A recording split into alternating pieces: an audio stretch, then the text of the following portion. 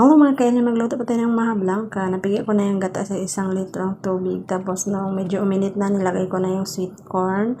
At ayan, ihaluin lang natin siya. Then sinunod ko na ilagay yung 3 cups ng cornstarch at nilagay ko ng tubig. Ayan, halu-haluin lang natin para hindi siya manikit. Ayan, naamoy na doon yung cutify ang bango. Naglagay ko ng 2 cups ng asukal na puti. Then haluin natin.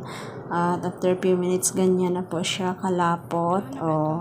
Pag ganyan na siya kalapot, isunod naman natin ilagay yung evap na gatas. Pwede nyo din naman ilagay na kasabay ng gata yung mga gatas. Pero ako gusto ko mas ma-creamy, kaya yan. Saka ko nilagay nung lumapot na. Then, sunod ko na nilagay yung kondensada na gatas.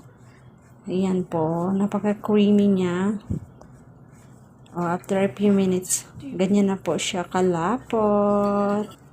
Madali lang siya maluto at lumapot. Condensed syrup. Ayan, kumukulo na siya. Ayan, antayin lang natin siya medyo manikit konti. Yung parang hindi na sila naghihiwalay. At pag ganyan na, dahil gusto ko nga creamy, hindi ko na masyado pinalapot. Inahon ko na. Ayan, nilagay ko na sa malaking plato.